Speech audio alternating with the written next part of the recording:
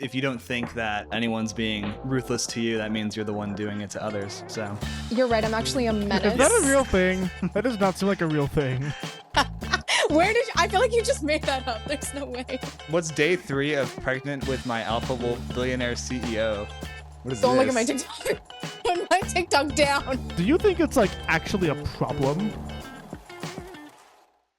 Welcome back to another episode of the IndieFilm Insider podcast with a special virtual edition this time. My name is Owen Carr, DP and producer, hosting with Jake Rossbell, a director and writer, and today we are talking with LA actor Jasmine Alimova. Now, Jasmine is a friend of ours who appeared in one of our films we shot in the beginning of 2024 called Old Wounds, and about 5 months after that, she moved from the Bay Area to LA to pursue her acting dream. Since then, she's been involved with countless commercials and narrative projects, including commercials from those like Fujifilm and Netflix.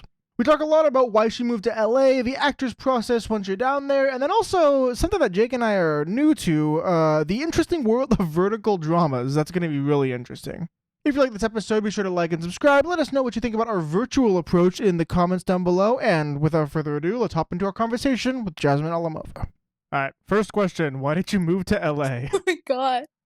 I moved to LA to be an actor and whatnot. Yeah, I mean, I started acting when I was in the Bay Area and stuff, still living at home in Fremont. And I was doing that for like 2 years. But I feel like, as you guys probably know, like the Bay Area isn't the most fruitful for industry things. So yeah, I decided to like take the late move to LA. Yeah, and also, I guess for anyone who isn't fully aware, can you just give a quick introduction as to who you are and kind of the work that you do within the film industry? Yeah, for sure. Hey guys, what's my name on here right now? Am I Barack Obama? Barack Obama. Hey guys. Hey guys, I'm Barack Obama. I'm an actor from the Bay Area. I've been living in LA for the past a little bit over a year, trying to follow my heart, live the dream. Yeah, I feel like lately I've been doing more so like commercial work, but I for sure am a huge comedy girl. The dream for me would be like feature films, comedy feature films, series regular and like a comedy of sorts. So that's the vibe. But yeah, that's why I like moved down to LA. I feel like it wasn't as weren't as many opportunities and stuff in the Bay, I think, for narrative, but there was a lot of commercial work out there. And I feel like now that I left, more indie work is picking up. That's cool. Yeah, we've actually seen a couple of your commercial stuff. Like we saw like something with Netflix, something with Fujifilm. Like how do you get those roles? Yeah, those ones I self-booked. So I got both of those off of casting networks, I believe. Yeah, it's just funny because usually like stuff like that, they'll use some sort of code name. So I forgot what the Netflix one was, but it was definitely like, it did not say like Netflix commercial casting right now. It's just like, oh, looking for like a low-key commercial filming somewhere in LA. I submitted, then they got back to me being like, you better sign this NDA. This is a Netflix commercial. And I was like, oh, period. Interesting. I wonder why they do that. Like, do you know why?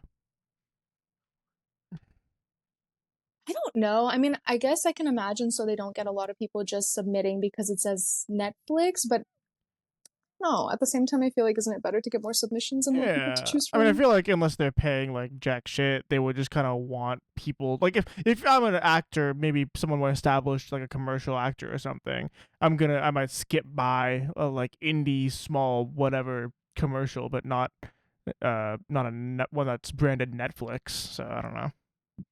Mm-hmm. Oh no, but yeah, I was really grateful for that one because that one gave me an answer finally to when people are like, would I know you from anything? I'm like, yeah, I'm on Netflix. I'm that little thumbnail of a girl playing that Netflix Squid Game Unleashed game being like, whoa, this game is so scary. Yeah. But you were also Yeah. the star, or not the star, but you were a character in our film, our legendary film, Old I Wounds. was. How was that That's how was that right. experience for you? Was that as tragic as it was for me? It was not tragic. Y'all gotta go easier on yourselves. It was a really fun time. I mean, I started off doing indie films. So for me, like I love being part of like a smaller crew and literally just like passion projects for people. Because I feel like that's a lot of the times where you get really creative concepts. And again, it's like the whole entire crew is just very passionate because, you know, a lot of us like won't be getting paid and we're just doing it because we feel passionate about the project and just like want to make something cool together. So Very true. big fan of indie vibes. And yeah, the set was like really fun. I feel like all of you guys were really nice and like Yeah, Uh, it's a lot of I don't know. giggles. I hope we were nice. I hope we weren't monsters. Yeah, because I feel like that's one of No the monsters. first films that we made where we actually like brought out an actor. Because like the before that, it was like what, Milk. Yeah, we just had that Yeah, one film. I mean, I guess Jay was from yeah. backstage, but He was less established, kind of, I guess, more of like a kind of a hobbyist or something, as opposed to actually working on it and actually trying to make it his career. So that was a big step for kind of us. And since then, we've had at least like one person like that on all of our sets, I think. I be wrong. somewhat, yeah. Wait, was Old Wounds your guys' second film together?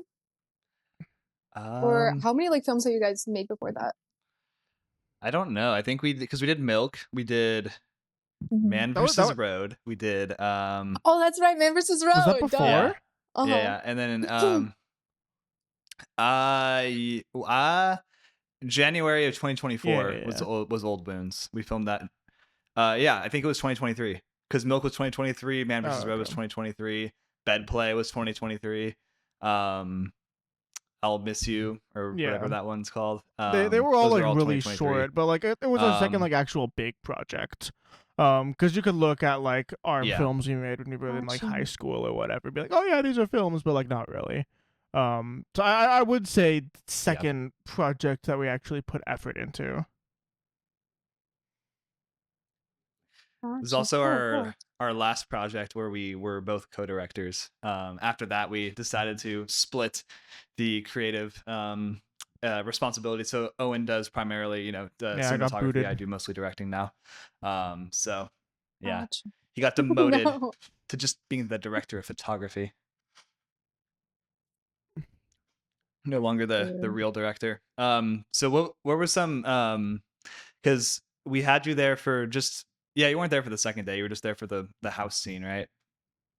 Yeah, Um, just the house scene, not the woods, which I'm sad because it looked really cool and I like saw it all come together. I was like, I missed out on like them camping in the middle of the woods. The moon looked insane. It oh was yeah. gorgeous.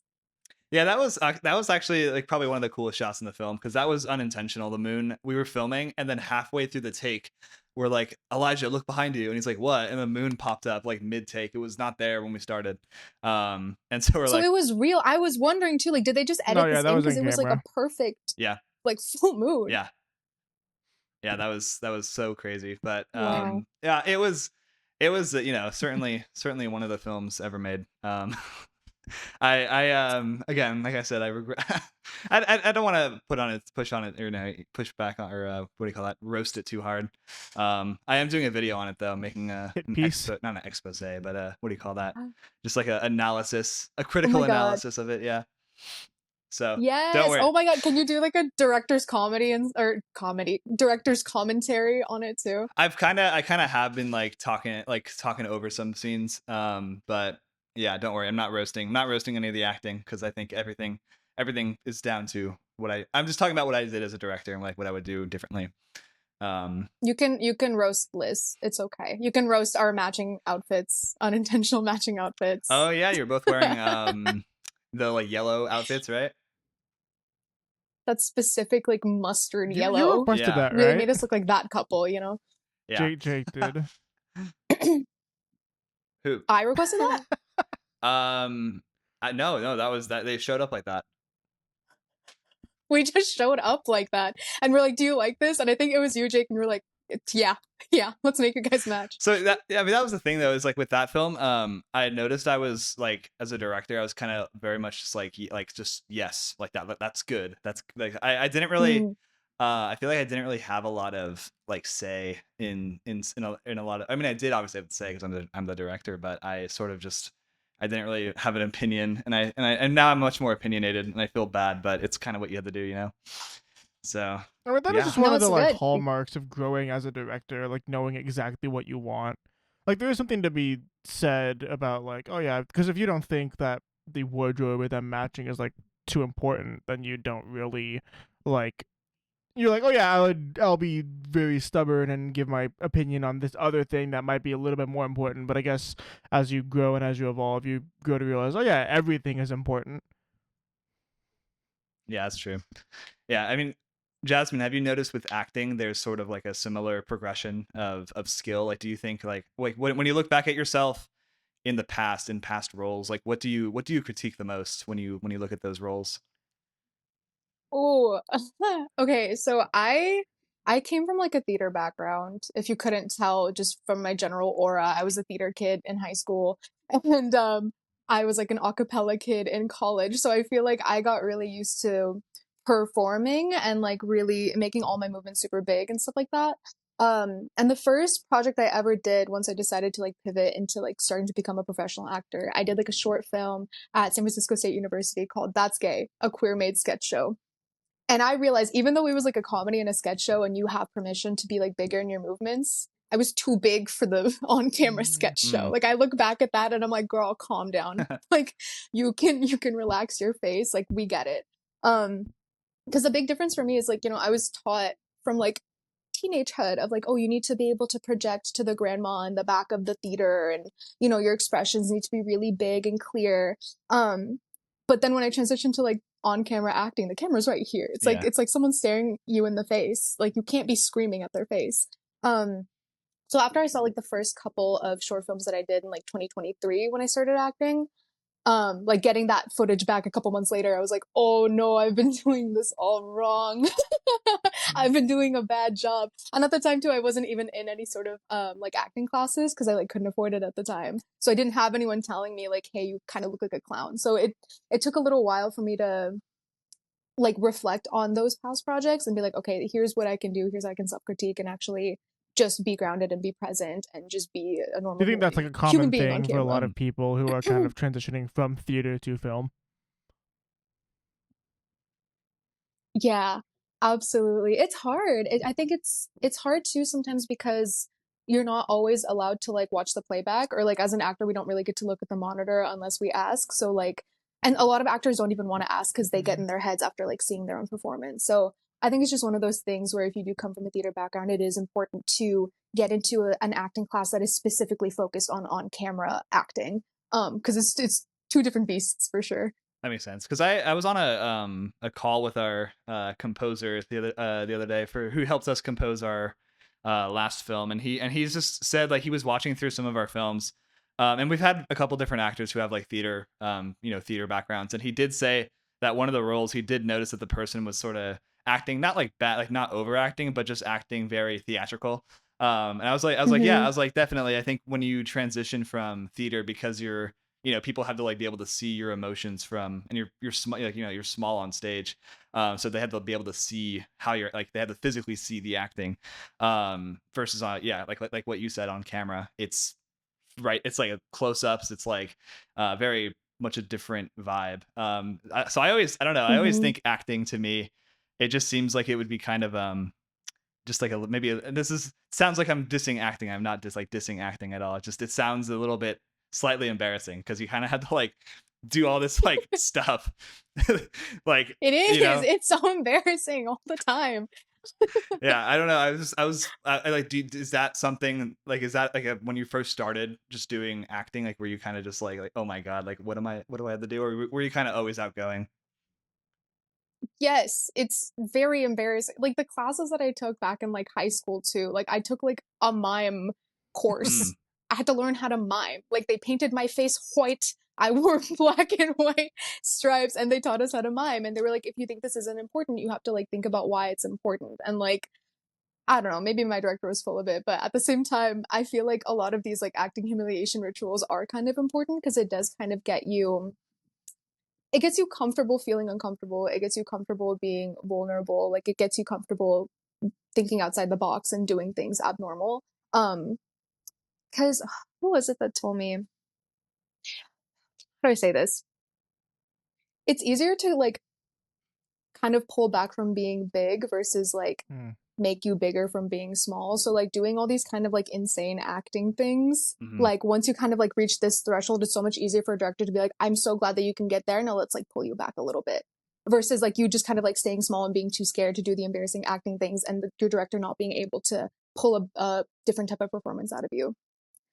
Does that make sense? I rambled a little bit. Yeah, yeah, Also, no, is definitely. this Like it's like um like it's easier to like get to a point and then do a fraction of that rather than kind of trying to cross a boundary that you might not be able to cross. Yeah. Exactly.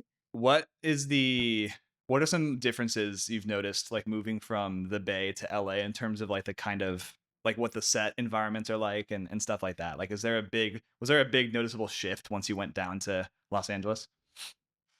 Mm, I think this might be kind of obvious, but in a way I feel like I was meeting a lot more people who were very determined about acting being their career path once I got to Mm, LA. Um in the Bay, it was interesting. Like there was kind of like a mix depending on what set I was on, of people who were like, "Oh, I'm just kind of trying this for fun," or like, "I have like a full-time job and this is just something that I'm like kind of interested in but don't want to like pursue 100%." Um okay, yeah, just kind of like a mix of career paths there, versus I feel like in LA I'll meet a lot more people who are like, "This is my dream and this is the only thing that I want to do and Mhm. I'm going to go after it 100%."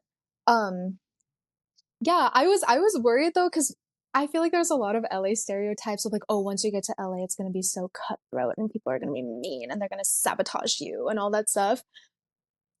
Maybe I'm just super privileged. I have not experienced that on set here. I don't think I've experienced it in the Bay and stuff either. Like I feel like a lot of actors that I meet are really nice. hmm. And it's just been like good supportive vibes all around. But again, I don't know, that's just been my personal experience. I was really worried when I came down here, but everyone was always like, "Oh, what do you need help with? Like, are you looking for representation? Like, I'm represented by this person. I can get you like a meeting." And I'm like, "Oh my God, you're so sweet." So it's been really nice, like a soft landing for me. Well, they say if you don't think that anyone's being ruthless to you, that means you're the one doing it to others. So maybe you're. You're right. I'm actually a Is that a menace. real thing? I'm That does not seem evil like a on real set. thing. Where did you, I feel like you just made that up. There's no way. That's common saying. You can look it up. Maybe that's a- Look up Says who?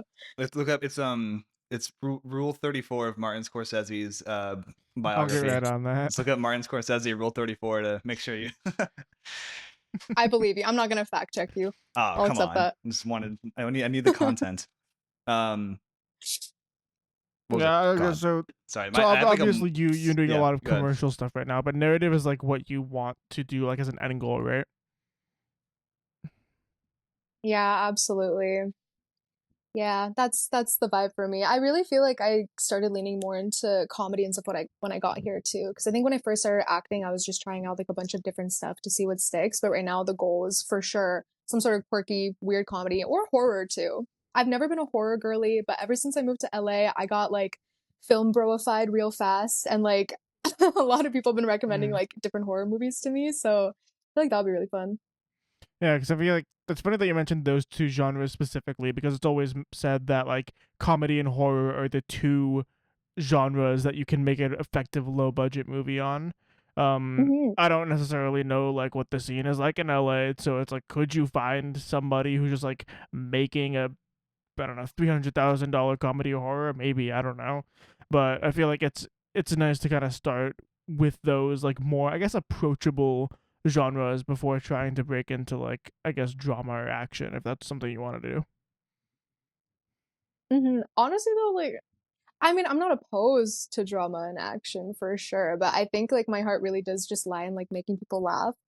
Even on like smaller like indie and like student films and stuff that I did back in the day, I feel like the vibe of the different like set genres is very different. Obviously, like when I was doing comedy and stuff, like people are just trying not to laugh during, versus like if I'm doing something dramatic, it's like camera cuts and everyone's like, "Oh my God, like that's sad."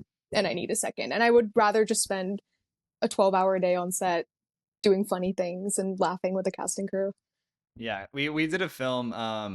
It's called I'll See You Again, and I don't know if you've seen that one, but it's basically like the plot is this dude's. I'm gonna spoil it, but this dude's mom dies like before the. That's like the big. That's before the story, and then the entire film is him like throwing away stuff that reminds him of her. And it's just this very like just dark and very sad story, and then it ends up with him getting so overcome by the grief that he and oh so there's I forgot to mention he's like after he gets rid of all the stuff, he like kind of feels a little bit proud of himself, so he goes and like he like shaves his like beard and stuff, and then he realizes that he like looks a lot like his mom, and so the final thing that reminds him of his mom is his like face, so he gouges Oh, his eyes out, and oh. and then possibly kills himself at the end, and that's the whole movie. And doing that, like the actor, I remember like we filmed the scene where he like breaks down and stuff, and after that I was like trying to talk to him just about like the take, and he was just like kind of like zoned out, and he was like, I was like, okay, I'll give you a second, because he was just like still in that headspace. I was Oh. like, okay, like I can see why you're saying that, like where, you want to like just, I don't know, having fun on set as opposed to like just. I mean, it's probably fun as an actor to do stuff like that every once in a while, but it definitely Mhm. takes you out, But have you like have you done sort of those like kind of dark, tragic kind of roles, or have you again tried to stick more to like commercial, like comedy kind of things? Mm. Nothing super like tragic, I don't think. Um, I wait. I did do like this wasn't like super like tragic, but more in like the drama realm of I did like a film called If This Were a Movie back in 2024-ish, I believe. That one was like more of a take on like Asian American mental health, and essentially like my character was comforting my best friend who isn't fully equipped to kind of speak on her mental health, but she's kind of hinting that she's had suicidal ideation and just has been going through a really tough time. Um yeah, that one's rough, especially because Mohe, who was like my co-star in it, she was so good, and like it's hard because your brain knows that you're acting, but I feel like sometimes your body doesn't, and so you get like easily tricked into just genuinely empathizing and like really feeling for the person who's giving this really sad performance in front of you. So it's yeah, that one really like broke my heart because I had to like hear her take after take kind of talk about how she's not doing well mentally, and my character just has to like soothe her, but Yeah. she made my job a lot easier because I naturally just wanted to be like, it's okay, girl, you'll get through it. I'm here. Yeah, like I don't know, in doing some of those darker roles, like even as a director, like I don't know, I don't know, like stuff like that just kind of makes me feel very awkward, because like I don't know if this makes any sense, but like there's a certain awkwardness when someone is like experience, like obviously you like want to help them and stuff, but there is like a maybe a tiny bit level of awkwardness, and like just like when, because every time I go silent, like that person's still like sad and all that, and so it just kind of feels a bit like weird sometimes. Like how do you navigate, because you don't want to say anything that like upsets them, you don't want to like say anything that like sets them back or anything. So when you're seeing when Mm. I'm doing that scene with the actor, I'm like kind of almost like trying not to like nervously laugh, because I don't want to like throw the scene off, but like I'm just seeing this guy like fake gouge his eyes out and stuff, and I'm like, I don't know, I just something about that. Something about it's not funny at all, but it's just I don't know, I get like it's just very like the environment's weird, because like you have like like a like three other people standing there like holding up stuff like for the Mm-hmm. camera, and then someone's like like Owen's there with the camera like filming them, like filming the guy like 1 foot away, and he's just I Yeah. don't know, it just feels so unnatural sometimes, and I always like, I think acting just is so cool because it makes it feel so real, even though it's in such a like fake environment pretty much like every time. So I don't know, I just, again, I think acting is I wish I could do it, but I can't. But No, you're touching on something like so real there too, because it's hard. And you were saying too, like your main actor was still feeling shaken up after that, even though if you were actually looking objectively, like he's a guy pretending to be sad in front of people holding a camera to him. yeah. Like it's the actual situation is like kind of laughable, but at the same time, like as an Mm. actor, you Yeah. are trained to kind of like suspend belief like Hmm. that. Is that the right Yeah. suspend belief in that way, and like to just like really focus in, and like a lot of the times too, I mean, like every actor's process is so different, but like a lot of the times they'll have to like substitute in like different like real things, or like they just have to feel it. They have to trick their body into like making it feel like it's real. So like you still get really shaken up after that, even though Yeah. on the outside looking in, like yeah, it's just like a guy playing pretend, but it feels so real. It's like hard to get out of Yeah, well, that. Yeah. that's definitely one of the skills of being a good actor, right? Like I was talking to my girlfriend about it, and she really likes Grey's Anatomy, and she Oh was yeah. talking like, "Wait, so you're telling me these people they aren't actually doctors?" I'm like, "Yeah, no, they're not doctors. Like the people in Criminal Minds, they're not FBI agents or whatever they are in there. It's like it takes a very real amount of like skill to not only like portray a role to a camera, but also like kind of convince yourself that you are that role that you're playing." Mm-hmm. You trying? Yeah, exactly. And sometimes, oh, go ahead. Oh no, you're good. You're good. I was just making a joke. Make your joke now. Now you have to make the joke. Why? It's so It's the stupid. rule. No, that all I was gonna say. Yeah. I was gonna say. Wait, you're telling me that acting is fake? There you go. Laugh. Laugh. You wanted the joke. You had the laugh now. There you go. It was a really good joke. I'm glad we paused for it. Yeah, yeah. Anyway, hopefully you're... Anyway, yeah. I forgot what I was going to say. I knew that was gonna happen. I knew it was gonna No, happen. wait, we can do this. Yeah, you guys edit if this, we have right? to. Slightly. Okay, thank God. I slow down the time, so I make the us trying to figure out what to No. say twice as long, so that the A lot longer. so the people click off the video. Perfect. Good. Oh, that's what I was gonna say. Make it easier for you to edit this.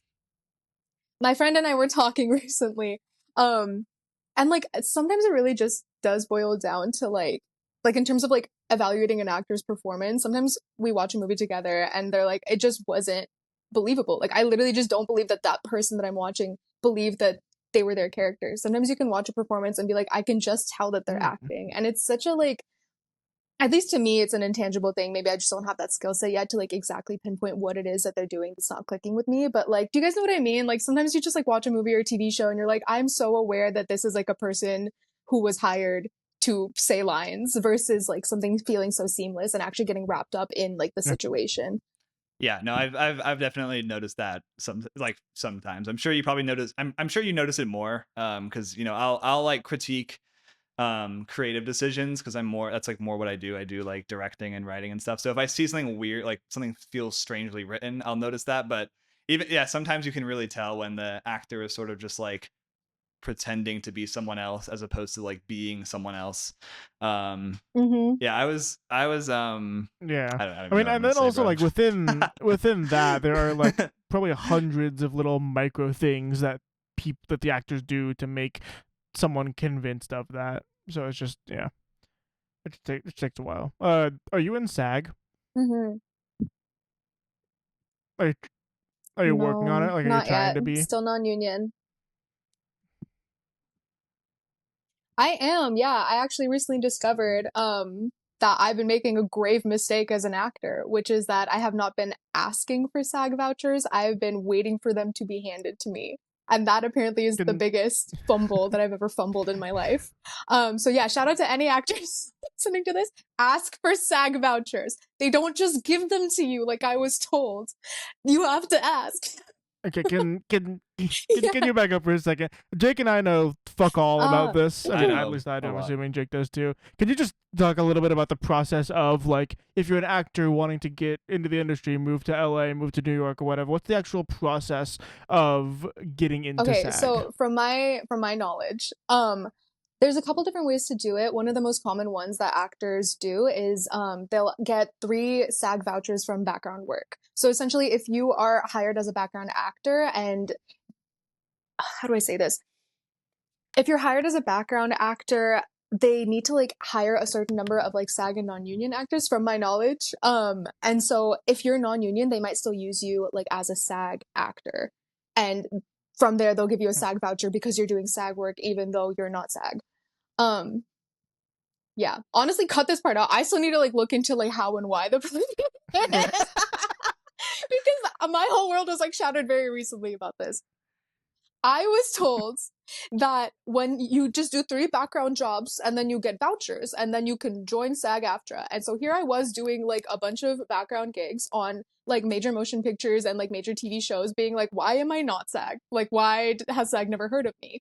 And then I recently signed with an agent in LA, like my current agent, and she was like, no, you need to like ask for that. Like you need to ask them for the SAG vouchers. So yeah, essentially like they won't automatically consider you for a SAG voucher unless they like specifically hire you on as SAG to meet, I believe, a certain quota that they have. And then you get it. So they have to have like, out of all the background actors they're using, they have to have like X% SAG people, X% non-union to kind of like bring them into the SAG world? Not necessarily. It's more so like when they hire non-union people, I think it's okay. I'm not gonna like speak on stuff that I don't know. I'm gonna send y'all a link after to my friend Okay, who yeah, works that's in fine. Fair like enough. background casting because I don't want to like misspeak. But from what I've understood, like yeah, it's like if you're non-union and they can give you a SAG voucher essentially if you're like hired to be doing SAG work. Okay. But you gotta ask. Yeah, I mean, it's a Yeah, that makes very sense. different world for us because you know we're not we have zero idea like anything about like the union side of stuff. Mhm. Yeah, I know for the I'm gonna Google. We can do this now. I can Google it. Yeah, so like I know for the WGA, it's like a lot more like streamlined. Like you have like a do the XYZ, and I think it's literally um you literally like, get units based on like the length of like a script that you sell to like a Oh. production company or whatever. So like if you sell a screenplay for a feature length theatrical motion picture, you just immediately get in to the WGA. So you need to get Oh. 24 units for it, and you get 2 units for a complete week of employment with a guild's jurisdiction, 3 weeks for a like TV show that's less than 30 minutes, and you kind of like basically the bigger scope, the more work that you do, the more credits you get, and then you can join after an amount of credits. There's obviously the different unions, and it's kind of just like interesting to see like the require. Like I still don't even know the requirements to get into Yahtzee. Um, I mean Mm. I have no idea. I'm just chilling in the indie Me world for neither. now, but just like yeah, it's just like interesting the different requirements that the different unions have. Yeah, it is. I mean, there's something similar along those lines too when it comes to SAG, where essentially if you're cast in like a series regular or like leading role in a feature or whatever, there is a way for you to just automatically get into SAG from that. But obviously that's kind of more of like a slimmer chance to be able to do that as a non-union actor, just jumping straight into the union. So that's why like the most common route would be do background work and try to get 3 background vouchers, and then you're able to be not automatically in the union, but then you're eligible to be in the union. Um, and then you can join from there. And then it's a $3,000 initiation fee plus yearly dues. Oh. Yeah, yeah. So at this point, I'm too broke to even join SAG, so I'll stay non-union. Yeah. So okay, interesting. Yeah, I mean, I because they're oh wait, Owen, who were you talking to? We were talking with someone and they said that there was like a $7,000. Oh wait, that was with the intimacy coordinator. Remember she was saying the like class to do it was like seven Oh thousand yeah. dollars to get like your like the To be an Yeah. intimacy coordinator? It was like a for training thing, right? like the training course, yeah, like the certificate to become one. Whoa. It's like really expensive, which is strange because like it's not very it's not a very big like group of people who do that, and it's a very like obviously in Yeah. demand Sounds like a thing. scam. So I don't know. That was I know. I was like, because I don't think you actually technically even need to have the training. Because I Mm. remember she said that there's no standardization with intimacy coordinators. Like you can just basically show up and be one, which sounds kind of dicey, honestly. Uh, Whoa, that is really interesting. so Yeah. yeah, I mean that's something to keep in mind. Like they don't have any. I mean there might. I don't want to speak for. Maybe it's different now because this is like we did that like actually it's not even that long ago. Never mind. It was like 4 months ago. So I don't know. It was very very weird to hear about that. But just when you first moved to LA, did the roles kind of come immediately, or did it sort of take a while for it to get started? And did you have any like kind of were you worried about it not working out when you got there? I It was a really interesting landing for me. So when I first got here, like my first week of being here, I booked a bunch of like background and audience background work that I wasn't used to. I realized too, like once I got to LA, like there's a lot more like little opportunities here and there that's kind of acting adjacent but isn't exactly acting. So for me it was kind of easy to get a lot of set experience in a way by like doing audience work. So for example, I did Hot Bench. So I was in the audience of Hot Bench. I was in the audience for oh my god, what is that show called? Hold on. You know like the big tic-tac-toe game that celebrities play? Do you know what I'm talking about? I have no idea what you're talking. Oh my god. Essentially like a lot of game shows will look for like paid Hollywood audience members to like Squares. sit and like clap when they tell you to clap. So I was doing that. Thank you, Hollywood Squares. I was doing Hollywood Squares when I first got here, and that was like an insane shock to my system because I like got here and I was just watching Drew Barrymore come up and like talk to us, and we had Max Greenfield just up on there like waving at us, and it was just a lot of like celebrities bombarding me at once, and it was very like welcome to Hollywood. Yeah. So That's cool. that was fun. Yeah, it was a good time. It was fun. But yeah, I mean, after that, I did do like a couple more like smaller scale commercials and stuff like that. And honestly, for the first couple months that I was here, I was fortunate enough to get enough bookings where I was able to act full time. And then on top of that too, I was still doing my like content creation side gig. So like I was posting on TikTok, and I had a sponsorship and still have a sponsorship going on with Backstage Casting. So that like all of that together, it was paying my bills and I was living well. And then I experienced my first ever holiday dip where like there was no jobs going on, and I was asking my actor friends and other friends in the industry like, hey, are you guys like booking or what? Because I'm poor. And they were like, no, this is pretty much the time. Like it's, you know, like Thanksgiving and Christmas and all that. It's the holiday season, so there's not going to be as much going on. And I was like, oh my God, I need to get like a side hustle. I need a side hustle right now.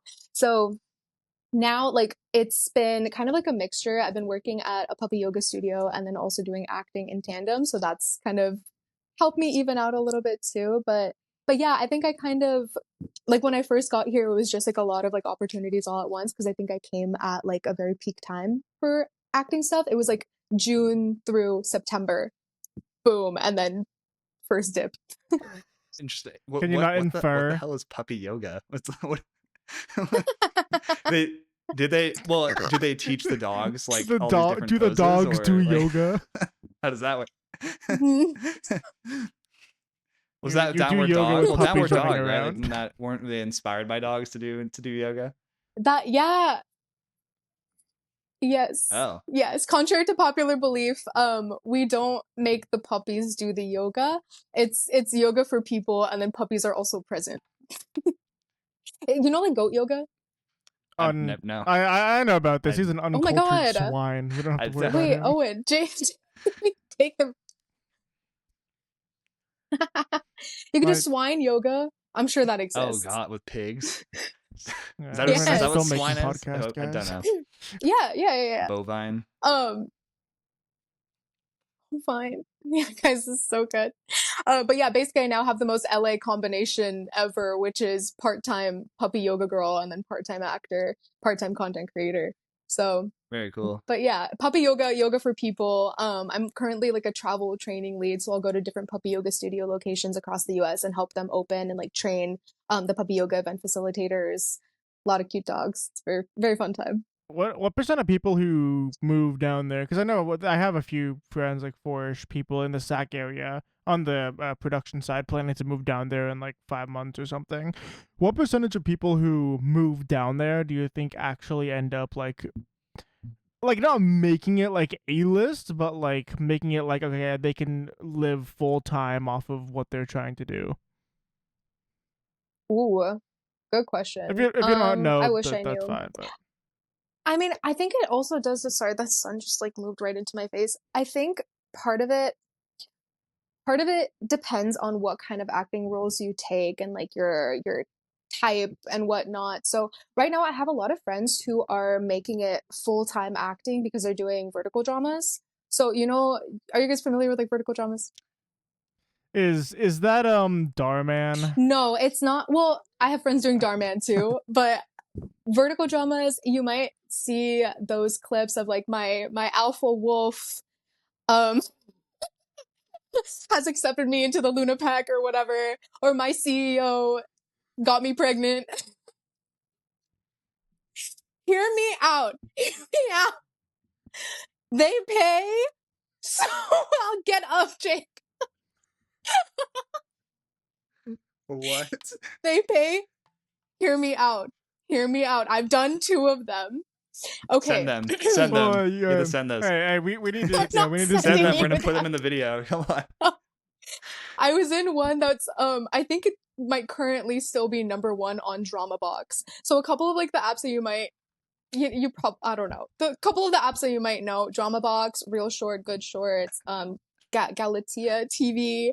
These are all vertical drama apps. I've seen some of these on like TikTok. Yes, they usually get reposted onto TikTok to generate traction and pull them back dating onto my the app rich itself. nemesis. Yes. You found it? Yeah. No, not hers. What's day 3 of pregnant with my alpha wolf billionaire CEO? What is this? Oh, TikTok. What are you looking at right now? Are you looking at my TikTok? I'm on a TikTok, yeah. Don't look at my TikTok. Put my TikTok down. Okay, fine. I'll look at it later. Barack Obama will end this podcast right now. Hear me out. Okay, You're a content creator. Tell us about these vertical dramas. Elaborate on those. At first glance, they're humorous, and yeah, maybe they are very humorous. But at the same time, genuinely, right now, like, this is one of the main source of income for actors. They pay really, really well. So if you're going for like a supporting role, from what I've seen off of like Actors Access and casting networks, like they'll, even backstage too, like they'll pay around like 250 to like 400 for a supporting role. Day players typically 100 to 150, background 50 to 150-ish. Lead roles, depending on your experience, depending on the project, it could pay you anywhere from like 450 a day to like 900 plus a day, for more like if you're kind of known in the vertical drama world. And I'm telling you, pay is great. They're non-union, so like non-union actors have an opportunity to actually like make a lot more money. They what's it called? Like, they'll generate a lot of a lot of traction. Sorry, I'm going down such a fucking rabbit hole right now. I have like never heard of these. I mean, I'm familiar with the concept, sure, but like, can you share some of the titles that you're seeing? I would love to hear. Wait, fuck. In like 2 seconds, okay. I mean, a lot of these seem like relatively tame, like My Secret Agent Husband, or One Fateful Night with My Boss, featuring 56 episodes. Wow. Yes. I don't know, how the fuck do you do 56 whatever? Oh, okay, wait, you guys are gonna love this as filmmakers too. So typically they'll get a script that's maybe for like an hour long of content, and they will chunk that down and film it all so fast. Like, they are mass producing these like crazy. So they will literally film like Jesus 18 Christ. pages a day. Yeah, it's crazy fast. And the dialogue is really long. I do have some qualms and stuff with this as a format. So like, for example, a lot of them are like AI generated scripts. Mm-hmm. Not all of them. There are a lot of like really dedicated like writers and stuff. And this is another good thing too, is generating like opportunities for writers to kind of produce these more rom-com-y type of scripts. But sometimes people will use AI instead to make these scripts, and you can kind of tell the difference. Yeah, it's crazy. They're really fast. A lot of them are filmed in really gorgeous locations too, because if it's like My Secret Pregnancy to the CEO billionaire cool man, like they'll film in like a mansion in like Woodland Hills or whatever, and it's like these gorgeous locations. So that's yeah, pretty cool. Now my next Yeah. my next goal is to get a producer of one of these on the show. We should. I need to talk to a vertical drama producer ASAP. You should. Yeah, I mean, I knew these were like a thing, but I didn't know they were like an entire industry down there. No, I'm being so serious. This is like the number one thing that like all actors, at least that I've been talking to, are talking about right now. Because if you pull up Actors Access right now, and Actors Access is like the number one source for like big TV show and like film casting calls, right? It's like all vertical dramas right now. The stuff that like actors can see and self-submit to, like, it's all vertical dramas. And again, that's where the money is at. But like, there's been this dilemma too, where like, it's a very specific style of acting. It's more like soap opera-esque. It's more like, it feels like adult Disney sometimes. And there are a lot of like issues here too in terms of like casting. So for example, like they'll usually cast like a white, blonde, blue-eyed girl for the lead, who is playing some sort of soft, sweet little virgin who is then impregnated by or in love with or chasing after some sort of like a wolf, hot, ripped white man, or a wolf. I've seen alpha. too. an alpha nonetheless, an Yes. alpha of his pack. But I've seen too, and this part really sucks, is that a lot of the times they'll have like, oh, we're casting for werewolves, and we are specifically looking for ethnically ambiguous or brown people or black people to play Oh, like the an animal. antagonists. Yeah. Yeah. But the main character needs to be this pristine white, blonde, blue-eyed, skinny girl. Yeah. So does it generate opportunities for some people? Yes. Is it my course of action? No. Do I have friends who literally have fan pages dedicated to them and are gaining an incredible following and are getting recognized and even flown out to China to film these verticals and like making a whole like living career off of this? Yes. And I'm happy for them. They're living it up. I literally have friends who are like getting flown out to China and stuff every so often, like, and being treated really well, getting picked up in like limos and stuff, because these are really successful, you guys. Like, it's the content, laughable for sure, but if you're looking at the views that they're getting and the money that they're generating, like, this is unfortunately like weird future of the industry right now. No, I mean, and it's like, because we had a friend, or I have a friend I grew up with. We had him on a podcast like a couple shows ago. He worked with Cobby Lame for a while, and he was talking about how like one of his TikToks, they like rented out a whole like airport set and had like 10, 11, 12 extras, and they just shot it like I would like on my phone. Like, just walk up with your phone, just like shoot it, and then yeah. It just seems like it's very like, if you want to make it in the industry now, it's like you either have to do that or you have to get like Hollywood. Like, I mean, it just is the exacerbation of like no more mid-budget movies are being made anymore. Like, it's either like shoot 18 pages a day of soap opera TikTok content or shoot Oppenheimer. Yeah. It's like, it seems like there's barely any in between. Yes, the two styles of films being made. It's TikTok. Yeah. I mean, rot. obviously that's hyperbole, but like, it's you know what I'm saying. Yeah, I know. No, I know yeah. what you're saying. Hey, I enjoy some of those type of content. It's pretty interesting. You know, definitely. Yeah, are you the lunar alpha wolf consumer? And this Sigma alpha, actually. Get it right. You guys should take a look at these scripts for real, as writers and filmmakers. Like, the scripts are crazy. I kind of want to try just making one. Yeah, and we it. should Oh we my should God. like start the Northern California branch of these kinds of this type of content. Do it. I wonder. Do it for real. Like, I wonder what their what the audience is like. Like, who is it? Got to be like kids watching these, right? Or is that insulting to say? From what I've been told, no. From what I've been told and from what I've seen. Yes, No. I think it's definitely like literally my age of people. Like, I would not be surprised if it's like early 20s Zoomers who are just like scrolling TikTok, hear something outrageous as like the hook, and they're like, what the fuck is this? I think just like anybody who consumes TikTok is probably a target demo for these. For sure. That's unfortunately some of them too. I'll yell at my friends for this because I'll post and be like, I did a cringy like role, like, here it is, guys, on my close friends story. People are like, unfortunately, I do eat these up. Yes, unfortunately, I have given money to these companies because I got hooked off of something on TikTok and I wanted to keep going. And there's a paywall after every 1 minute long episode of these vertical dramas. And like, I'm like, y'all are part of the problem, but okay. So it's them for sure. And then I've been told it is more so like preteens, teenagers who want more of that like rom-com-y type of content. I've also been told a lot of the times it's like people who are like suburban moms who are in need of like quick entertainment, but maybe they're like busy throughout their day and they can only watch like one episode at a time. And then these are huge in China, and from my knowledge they started off in China, and then they kind of like moved more towards America. But I've also been told that like people will watch these because it's like such like bigger like character acting and like simple English. It's a really good tool for learning English. Interesting. Oh, that makes sense.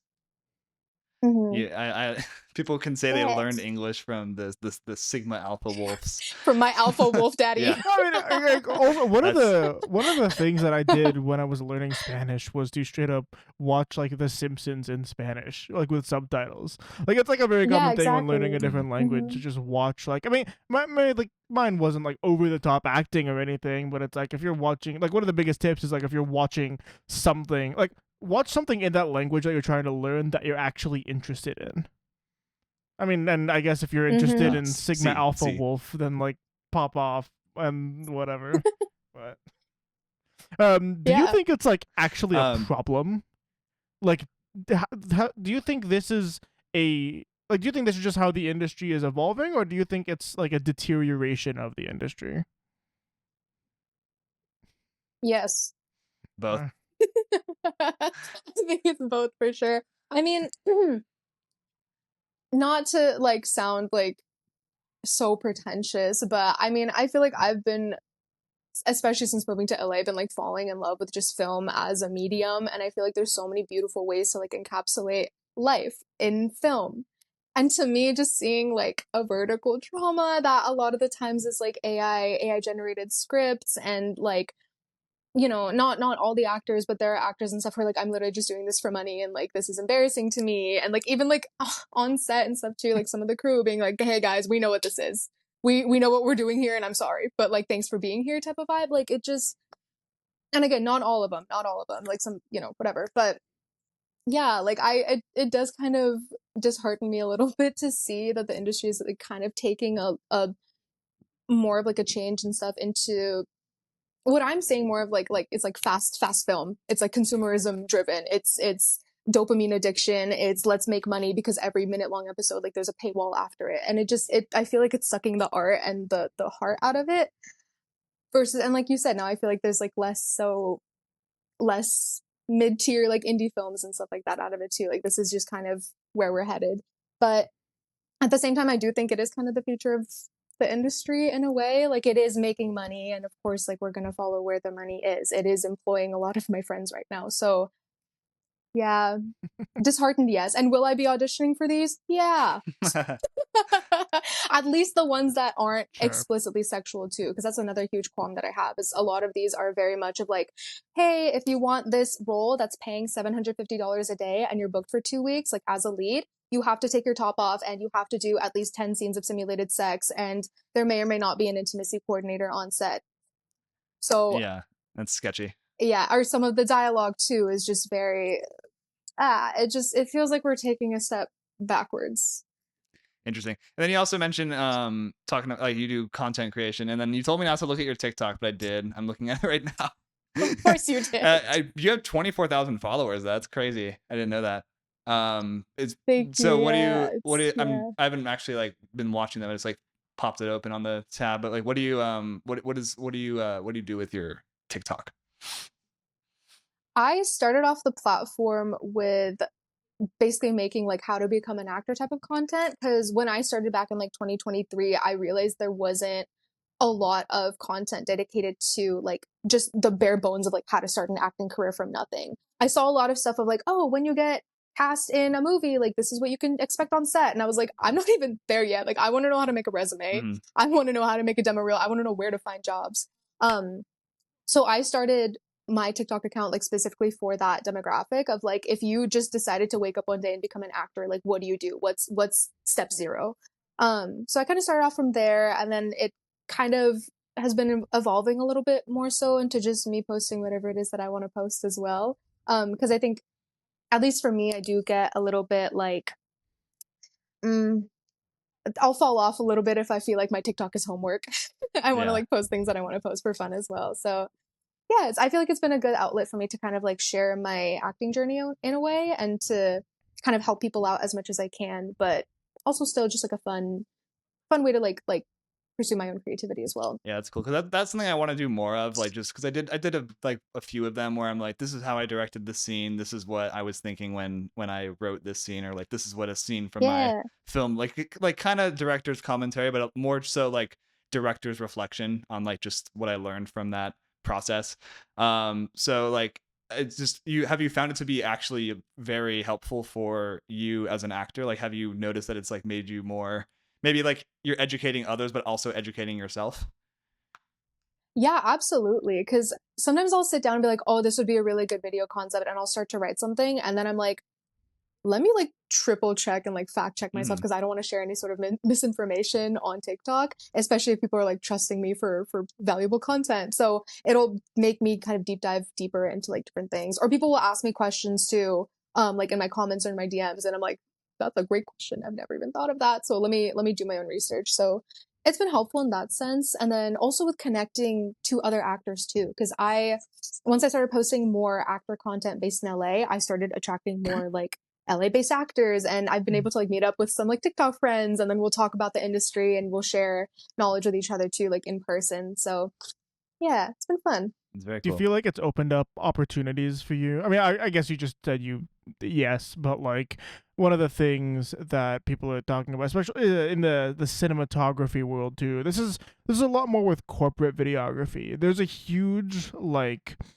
I don't know if market is the right word, but like a huge like group of people who do a lot of corporate videos, like corporate Mm. videographers essentially, who just do these like the one that goes off on the top of my head is a guy named David Moorfield. He's great. I love his stuff, but he basically just makes like iPhone vlogs of his like days that he's on set and like the work that he does, and then like every now and then talks about a topic, gives advice, business advice, whatever.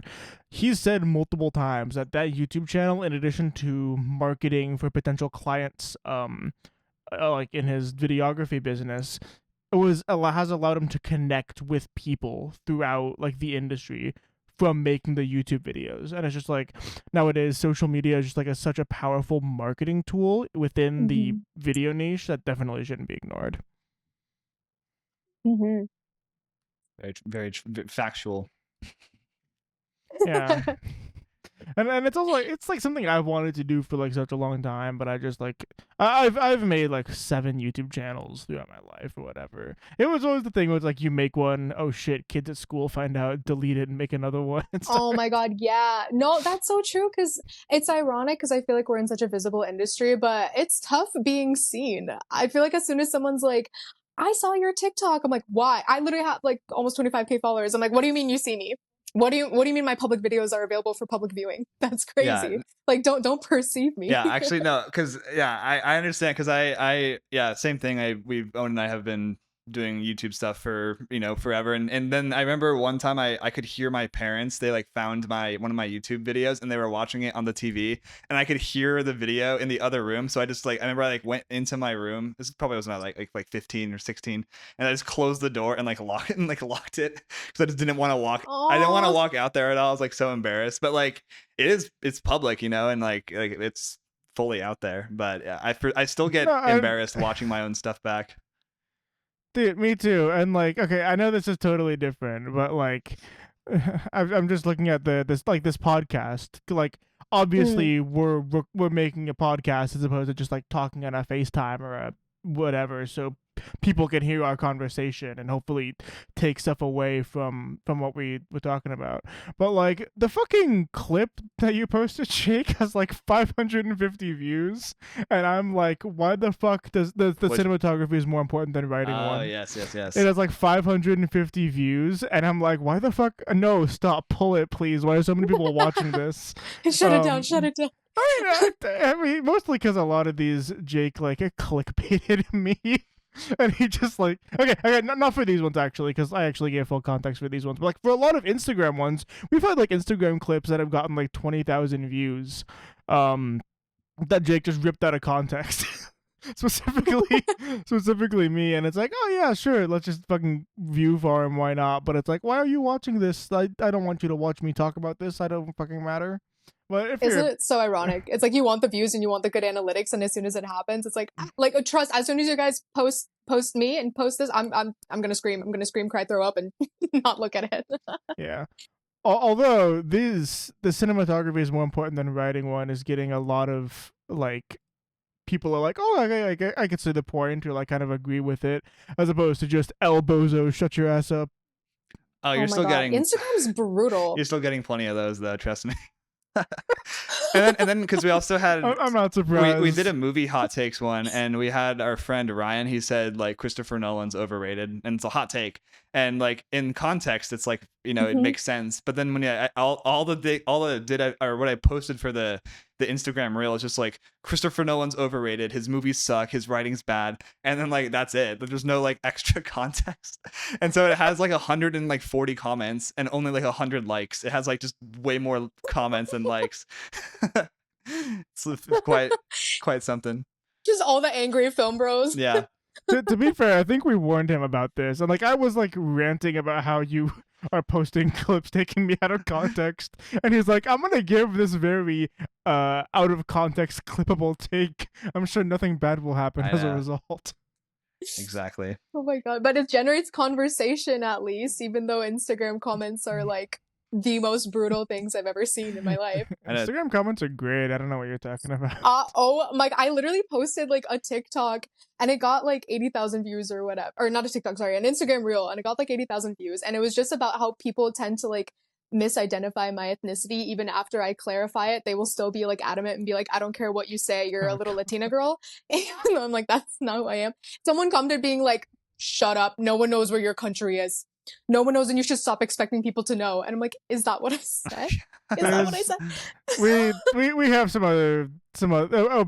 another example we can share off the podcast. Jake, I know you know what I'm talking about. Which one? It's we'll share it. We'll share it when we're done recording.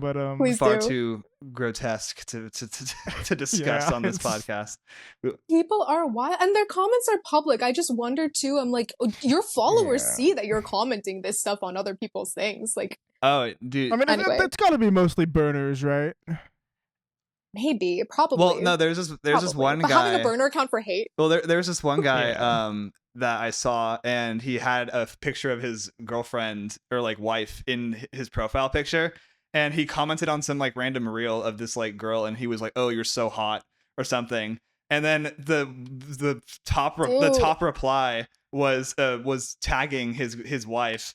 And then that was it. I was like, someone was like, "Is this your wife?" at whatever her name was, and I was like, "Oh my god!" I was like, "Yeah, that's good though. People need to be like, get him." It's so good. If you're gonna spew hate speech, at least do it anonymously, dumbass. Exactly. Where were we? I don't know. We're talking about content creation and stuff like that. Well, how do you guys feel too? Like, not to pivot on you, but I'm gonna pivot on you. Like, how do you guys feel about like kind of leaning more towards like short form content, and like, would you ever make any sort of like vertical shorts? Not exactly vertical drama, but anything along those lines? Like, how like pressure do you feel to kind of like appeal to that genre? So that. I kind of want to do it now for fun. Yeah. Because I just want to, because we have a history. We've made like, we used to have a gym satire account where we would just gym satire. Yeah. So it was just like when both of us were huge into like a workout, like our working out phase, like the gym rat type. And so we would just make like the most like misinformation filled outlandish videos and just like portray them as serious.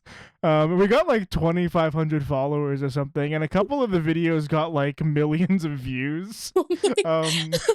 As it kind of progressed, it just became like less about like the original like misinformation whatever, and just more like shock value bullshit.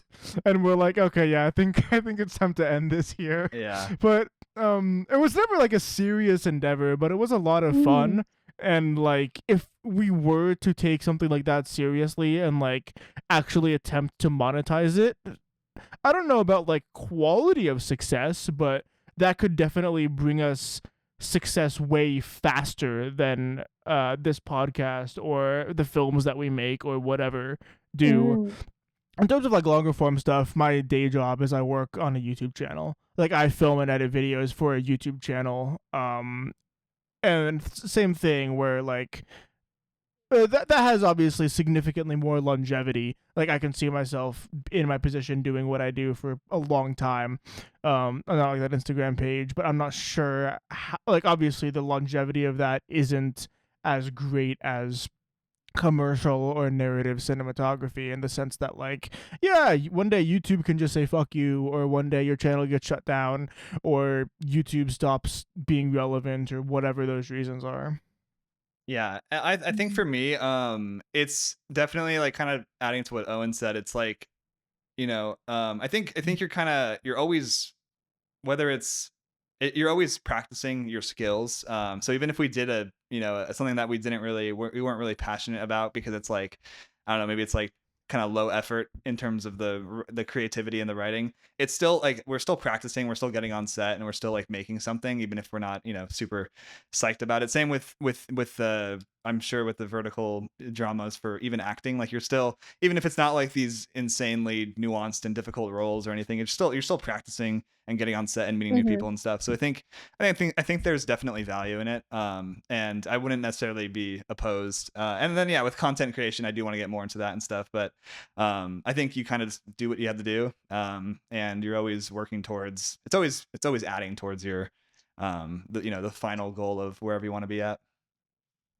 Yeah, and there's like the like old adage of like some, like, especially for corporate videography stuff, it's like some projects are for the meals, some are for the reels. It's like Mm-mm. you always Ooh. have to So tough. supplement kind of the stuff that you're really passionate about, because that stuff more often than not doesn't pay, and you have to, pay rent. Um like, you always have to supplement it with stuff that you aren't necessarily passionate about, but that Right. somebody wants you to do because it'll help their business and they'll pay you well for it. Mm-hmm. Factual. Real. Factual. It rhymes, so it's true. Exactly. Yeah. Yeah. I did Um, like that. I think I did hear that one before, though. I think we've said that a couple times. The Yeah. reels and the is that meals. Scorsese rule number 35 Rule or No, that, 34. that was that was a Kubrick quote. okay, 34? Oh, my bad, my bad, my bad. Kubrick. It's, yeah, Martin Scorsese X, Stanley Kubrick, Yowie, Rule 34. Oh, Yeah. cute new vertical drama. Okay, that's enough. Anyways, that's Annie Hoozle. Oh, yeah. okay.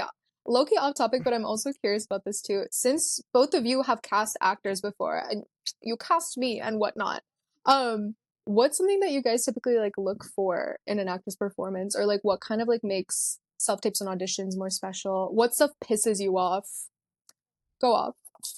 I think for me, I like natural acting the best. Like when someone is, I don't know, just the, like, even like the way Liz is portrayed in Old Wounds. Like, you did it very well with the all the like little natural, just like, I don't know, various different things that you did, that it made it feel very human. It was like, as soon Thank as you you. said, because sometimes you can tell when someone says their line, once they stop saying their line, they kind of like go into like a neutral state. Mm, Um, they stop yeah, they acting. stop acting because because acting is only like, I don't even know, like maybe 30% of it is like just the actually saying the lines.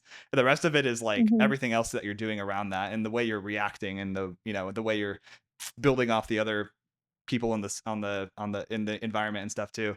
But with like audition tapes, I don't know, I think that definitely is just like, if I can tell that they're sort of reading it as opposed to like feeling it. And Mm. I do like when some, for example, we're doing a short film where the main two characters are kidnapped, and it starts with the very first part of this story starts with like a bag over someone's head and gets ripped off, and then that's when the dialogue starts. And there's, I think, like two people out of like seven self tapes where they actually put a bag over their head, and the rest just kind of like acted like they were like this, and then they're like, oh, where am I? And I like stuff like that. If Mhm. there's anything that like has a prop or something, if the actor actually does that, it does feel like, what, they took a second to like walk around their house and find like what, like something that would work for that scene. So Mm. that's not like necessarily like anything with performance, but that's just, I think there's a lot of stuff around that definitely makes me like, that's the actor I want to work with. Yeah. That's really interesting. I'm so sorry. Just Oh, because, I like, go. usually actors are told like don't use a prop unless it's a phone. Mhm.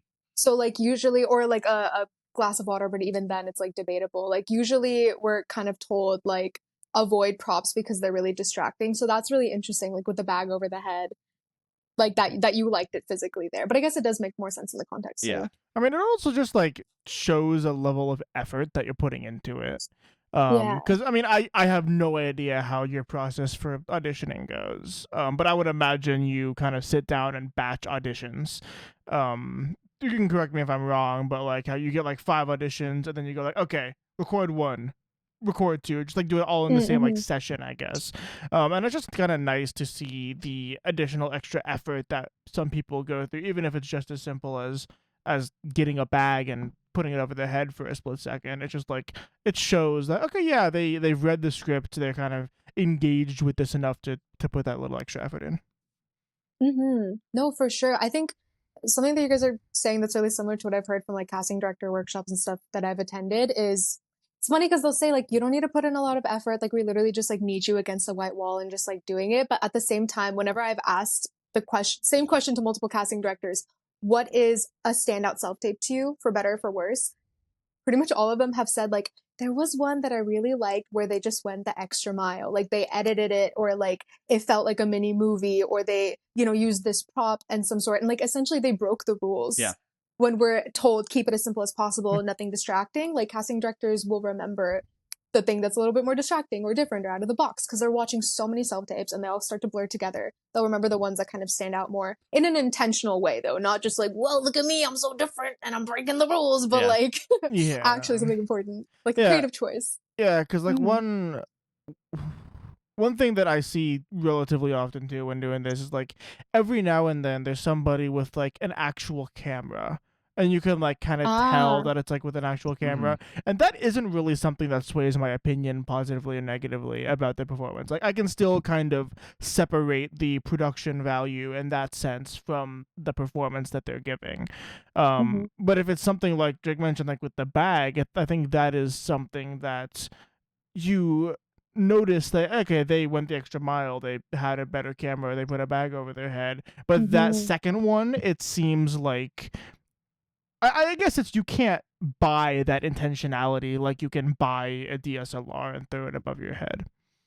Mm. Yeah. And also I think like, yeah, you can definitely tell when it's with a, an actual camera as opposed to like a phone or a laptop like webcam. But I think the main thing is definitely audio. Like if there's good, clear audio, Mm. that it, I don't know, because I mean that's what they say all the time too with like in like with indie films is like, if you can't hear it, like you can have bad video with good audio, and that would be, or subpar cinematography with very clear video or very clear audio, is passable, but very bad audio with good cinematography is like no one's gonna, if you can't hear it, you're not gonna watch it.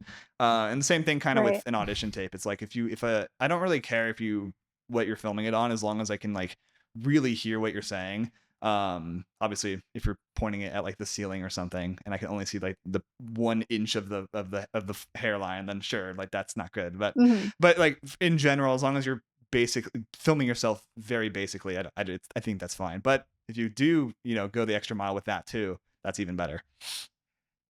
Ooh, do you guys care when actors improvise a little bit or go slightly off script? Or do you like it when they say verbatim word for word to the script, especially as writers yourselves?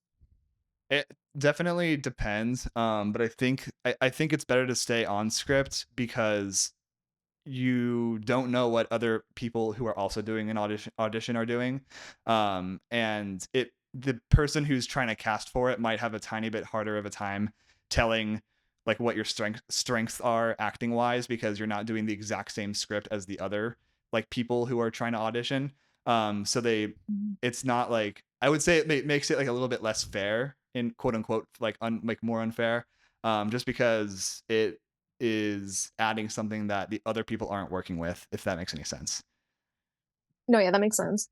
Yeah, that would be that would be what I would say to that. But again, if it's like a quick, like if they say like a word differently or they add like a word here and there, like that's fine. But don't be Mhm. like, and then I like, don't add like a weird monologue at the end about the character's Oh, feelings, yeah, yeah, and then also wardrobe too. Like if you can think of, like yeah. right Mm. before you film, if you could like think like, I don't know, would this character wear glasses or a scarf, or do I wear a hat? Do I wear, like, I don't know, something like that, could be kind of interesting too. because one of the auditions, like the few auditions we did, again, this is a film where these people are like kidnapped, and someone they're wearing like a suit with like a tie, and I'm like, you could like loosen the collar, you could like take the tie out, like you could make it like work, but I don't know, it just seems weird to like be very formal, and it kind of made it maybe subconsciously like a tiny bit harder for me to see that person in that role. So Interesting. I don't know, just stuff to think on, Yeah. So sorry. No, that makes sorry sense. for yapping. No. Please, I asked. And yeah, it's a podcast. That's your job to yap. Yeah, it's true. Sorry for yapping, guys. Sorry for talking on a medium where talking is the entire point. And yeah, we like that too. By the way, when our podcast guests ask us questions, because sometimes it's just nice. Like I said, it's a conversation, like flowing back and forth. Yeah. So it's always less of welcome. an interview, more of a podcast. Yeah, exactly. Well said. Anyways, on that note, Jasmine, if anybody wants to find any of the work that you're working on, where can they do that? Yeah, check out my socials at Jasmine X Alimova on everything, Instagram, TikTok. My website is jasminealimova.com. Yeah, check me out. I'm not going to show you my vertical dramas reel, but that exists. So if you want to try to find it, we'll put them at the end of the video to the people watching. No, you will not. You will not do that.